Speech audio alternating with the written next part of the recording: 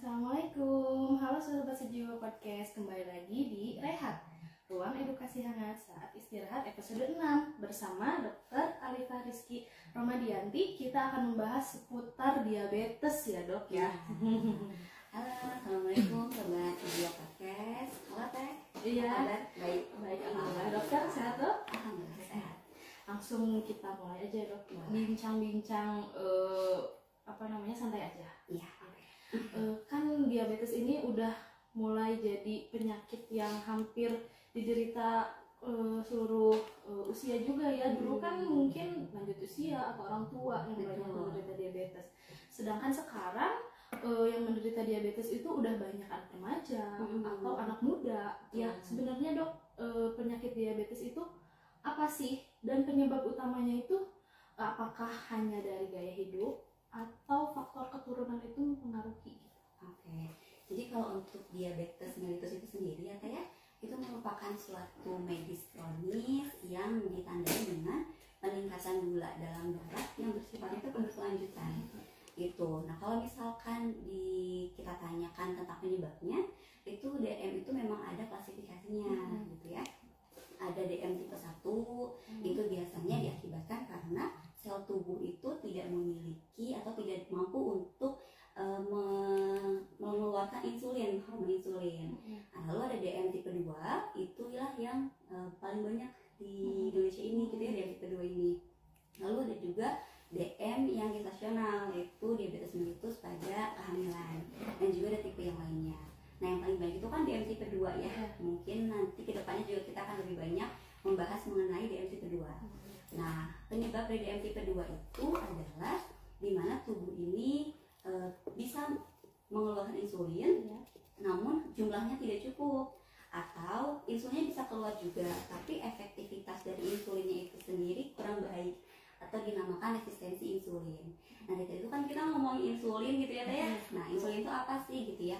Insulin itu adalah suatu hormon yang bertugas untuk mengangkut gula yang di dalam darah itu bisa masuk ke dalam sel, nanti bisa dijadikan suatu energi gitu. Jadi kalau misalkan insulinnya kurang ataupun insulinnya tidak efektif, maka tidak ada yang bisa mengangkut gula tersebut di dalam darah, sehingga terjadilah kenaikan atau pelonjakan dari gula dalam darah tersebut.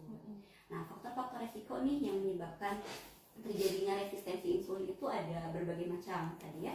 Ada yang bisa dimodifikasi, ada juga yang nggak bisa dimodifikasi. Nah, yang tidak bisa dimodifikasi nih, contohnya tadi seperti adanya faktor keturunan, di mana riwayat orang tuanya memiliki penyakit diabetes juga, gitu. Itu mempengaruhi dari menurunnya reseptor insulin, gitu. Lalu yang kedua juga dari faktor usia. Misalnya usia dengan lebih dari 45 tahun, itu sensitivitas insulinnya sudah mulai menurun secara alami. Itu. Nah, ada juga yang bisa dimodifikasi. Nah, justru yang bisa dimodifikasi inilah yang biasanya penyebab paling sering gitu ya.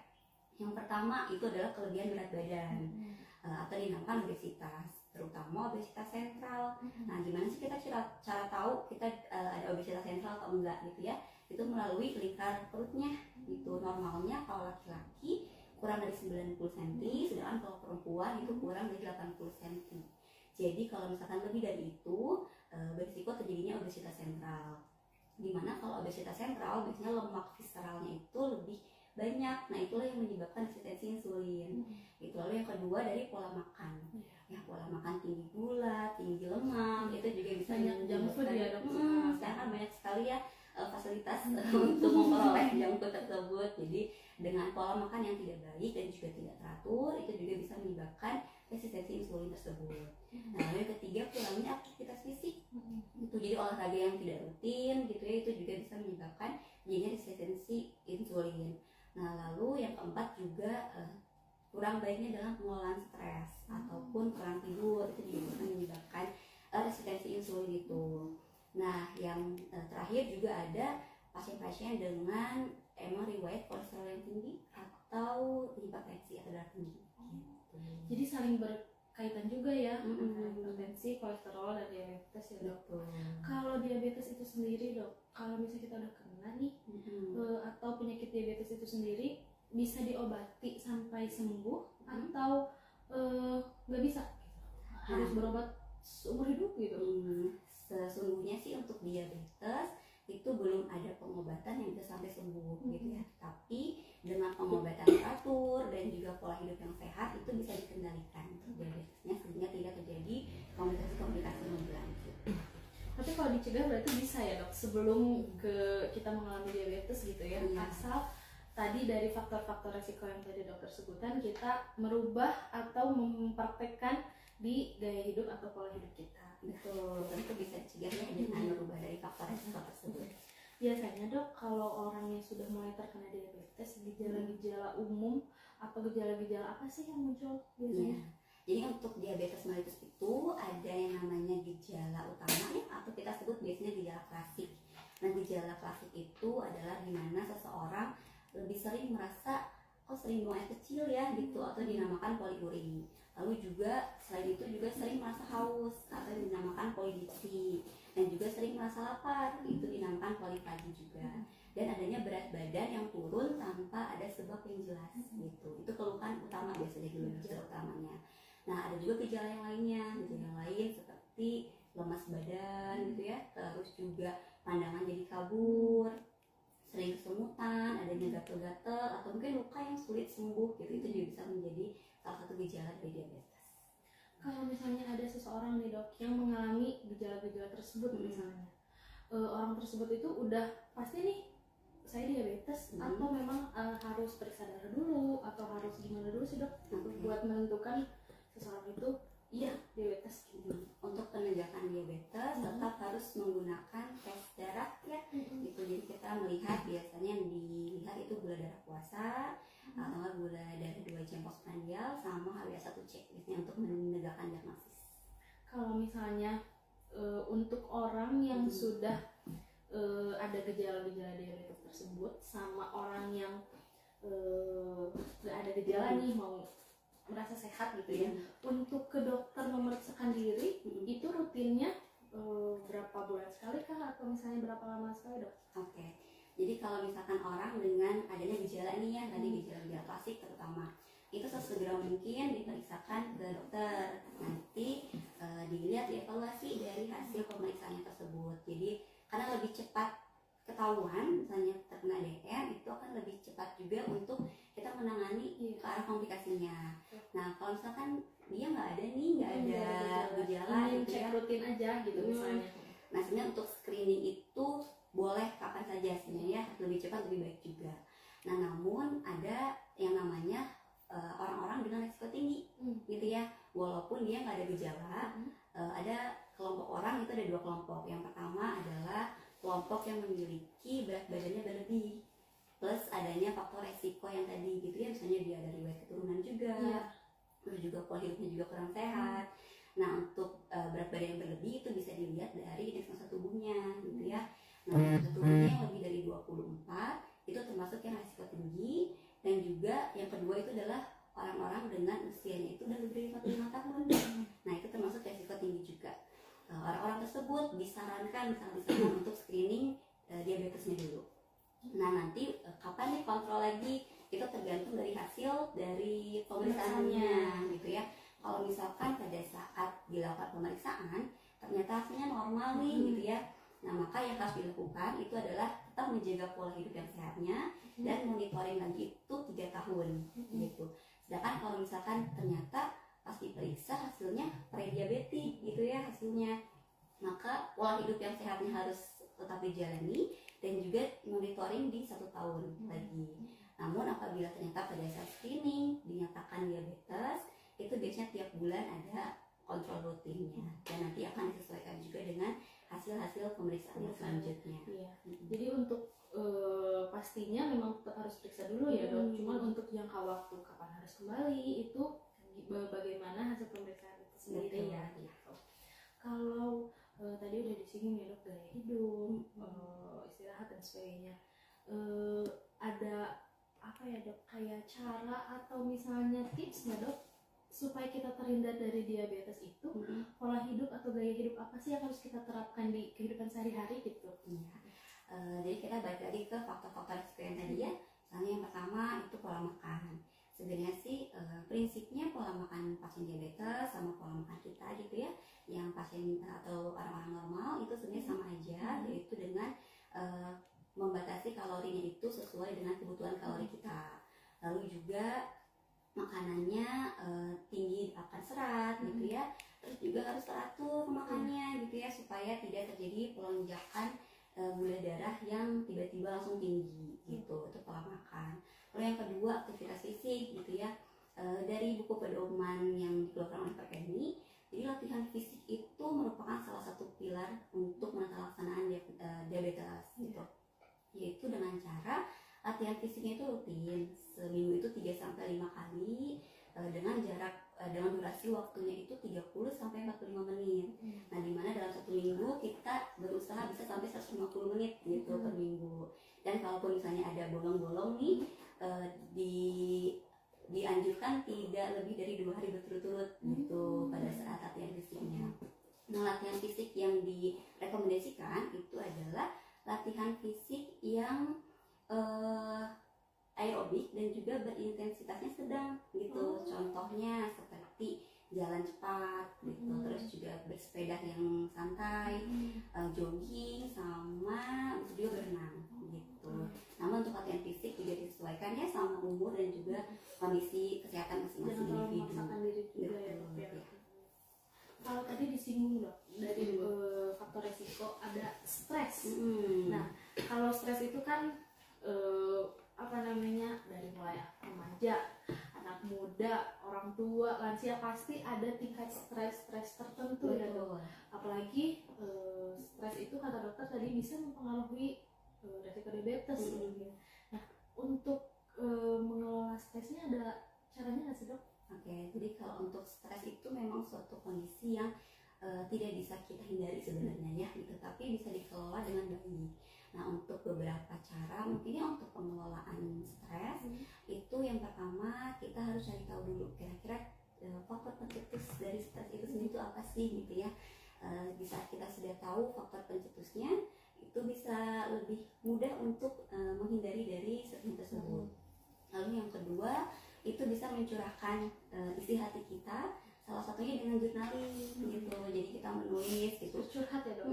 Seperti curhat apa emosi yang kita rasakan gitu, terus juga kegelisahan apa yang kita rasakan itu kita tulis gitu, sehingga setidaknya bisa mengurangi yang ada beban di dalam dada gitu ya.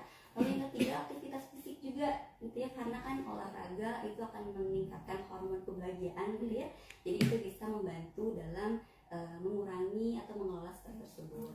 Lalu juga tidur yang cukup sih, itu diusahakan, itu juga bisa mengelola stresnya. Nah, mungkin masih banyak lagi ya cara-caranya.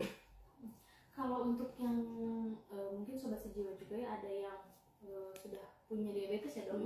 Untuk yang sudah terdiagnosa memiliki diabetes nih dok, langkah pertama apa yang harus dilakukan selain harus segera ke tenaga kesehatan? Apa nih langkah yang harus nih, kamu harus ini gitu, apa dok? Ini pertanyaannya bagus ya teh. Kalau tanya untuk teman-teman nih yang ternyata sudah terdiagnosis diabetes gitu ya, kadang kan suka kaget, bingung sendiri gitu ya. Itu adalah saya sarankan untuk mencari ataupun mengikuti edukasi dan juga konseling mengenai diabetes gitu ya. Yang paling mudah misalkan ke posyandu, pos pembinaan terpadu gitu ya.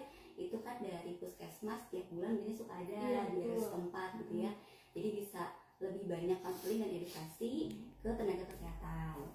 Terus juga yang paling penting juga udah mulai mengatur pola makannya, aktivitas fisiknya, terus juga mengikuti saran dokter untuk minum obatnya, dan juga kontrol rutin yang tadi pemeriksaan gula darah secara teratur. Tadi kan membahas yang sudah terkena nih dok. Kalau yang belum, maksudnya belum ada menuju ke diabetes atau yang masih sehat, bagaimana dok cara untuk mencegah agar tidak terkena diabetes? Cara untuk mencegah tidak terkena diabetes sih sebenarnya kembali lagi ke faktor-faktor risiko yang tadi gitu ya. Mulai hidup sehatnya, pola makan, aktivitas fisik, pengelolaan stres, jangan ngerokok kalau bisa ya. Terus juga jangan alkohol juga gitu, itu bisa menyebabkan resistensi insulin juga. Kalau misalnya obat-obatan kita mungkin udah nggak asing ya dok, ada obat-obatan yang memang harus dikonsumsi sama penderita diabetes. Tapi kalau untuk pengobatan herbal atau jamu-jamuan ada nggak sih dok yang bisa membantu menurunkan atau meringankan diabetes ini? Ya. Jadi kalau untuk beberapa herbal itu secara ilmiah ada yang bisa menurunkan untuk kadar gula darah, namun itu tidak bisa menjadi pengganti obat utama medisnya gitu. Jadi pun kalau misalkan emang menggunakan herbal itu tetap harus berhati-hati dan harus dimonitoring oleh tenaga kesehatan. Jadi boleh ya dok, karena kan kalau di desa atau misalnya orang zaman dulu mungkin minum rebusan ini, makan ini bisa bantu gula darah turun katanya. Ya boleh aja ya dok ya, tapi obatnya jangan lupa gitu. Kontrolnya juga harus rutin gitu. Kalau tadi udah membahas nih dok, udah mulai dari definisi, faktor resiko, terus pengobatannya juga. Kita ngebahas tentang mitos ya dok. Tadi dokter bilang faktor resikonya itu kan maksudnya orang yang mungkin bisa terkena diabetes yang kelebihan berat badan. Nah, apa iya diabetes itu hanya bisa terjadi pada orang yang gemuk nih dok? Bisa nggak orang yang kurus-kurus itu juga misalnya terkena diabetes gitu dok? Ya, kalau mitos atau fakta gitu ya, itu sih dibilangnya mitos ya gitu, karena orang gemuk atau kelebihan berat badan itu memang menjadi satu faktor utama terkena diabetes mellitus. Tapi masih ada faktor-faktor yang lainnya, ya misalkan memang ada riwayat keturunan gitu ya, terus juga aktivitas fisiknya kurang, pola makannya juga tidak bagus, itu bisa menyebabkan diabetes juga. Jadi jangan takut ya, jangan yang misalnya ada yang gemuk gitu ya, belum tentu pasti terkena diabetes juga ya dok. Iya, yang sebaliknya ya, misalnya sembarang makan, gimana mungkin ya takutnya sama bisa juga ya dok. Kalau orang diabetes itu memang nggak boleh makan makanan manis sama sekali, nggak boleh dok. Nah, udah terkena diabetes gitu. Kalau misalkan menghindari makanan-makanan manis itu memang menjadi salah satu poinnya gitu ya untuk terlaksana diabetes. Tapi kalau 100% dihindari itu sebenarnya tidak ya. Itu yang terpenting adalah kita fokuskan terhadap bagaimana jumlahnya, porsi dari makanannya, terus juga pilih makanan-makanan manis yang alami gitu, contohnya dari buah-buahan, terlebih lagi yang indeks glikemiknya rendah, contohnya seperti apel gitu ya, itu kan masih bisa dikonsumsi. Kalau misalnya nih dok, ada juga kan yang sudah terkena diabetes nih, masih suka nyolong-nyolong makan manis, bilangnya kan sekali-kali, mungkin seminggu sekali gitu, nggak kuat banget misalnya tuh ingin makan atau minum manis, kan kalau dilarang juga kasian juga ya dok, mungkin kebiasaan gaya hidup zaman dulunya. Apakah diperbolehkan, maksudnya berapa kali seminggu dok, atau misalnya porsinya segimana sih gitu? Jadi kalau untuk porsi tergantung dari kebutuhan kalori tiap masing-masing gitu ya.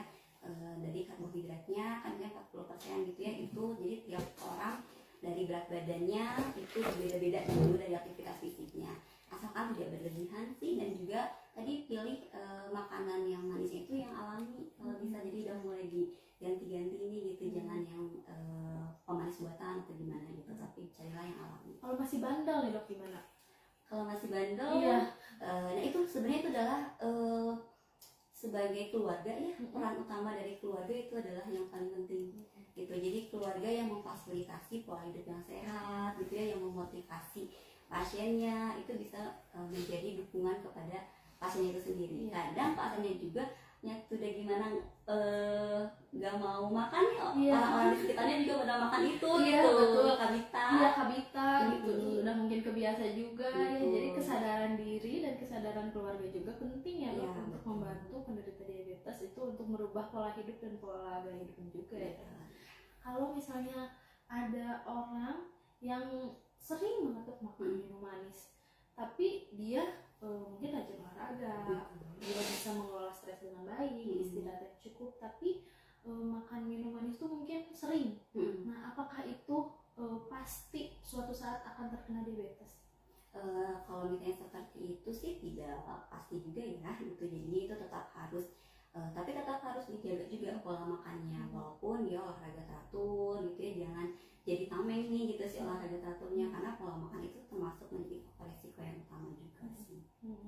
Soalnya kan banyak ya kayak anak muda yang seperti itu ya, makan minum manis, apalagi sekarang kan banyak macam-macam makanan dan minuman yang enak-enak ya dok ya, meskipun gulanya tinggi dan sebagainya, tapi suka alasannya itu kayak ya kan saya olahraga, saya kan istirahat, ya kan nggak sering gitu, jadi menyepelekan itu ya, tapi padahal resikonya nggak akan dirasakan sekarang ya, mungkin beberapa tahun ke depan ya dok gitu.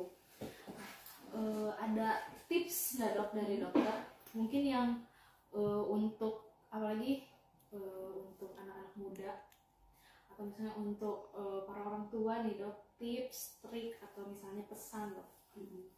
Pesan-pesannya sih ya, kalau misalnya untuk diabetes itu tetap jaga pola hidup yang sehat, rajin berolahraga gitu ya, tidur yang cukup, itu adalah faktor resiko yang kita bisa banget untuk memodifikasi itu semua gitu ya. Dan jangan menjaga kesehatan hanya karena takut sakit, tapi karena teman-teman itu pantas hidup dengan sehat dan bahagia gitu. Begitupun untuk teman-teman yang sudah terkena diabetes mellitus, jangan bersedih hati karena semuanya bisa dikelola dengan baik, dan jadikanlah ini motivasi untuk hidup yang lebih sehat lagi ke depannya. Nah, kalau misalnya dok, ada pertanyaan lagi nih dok.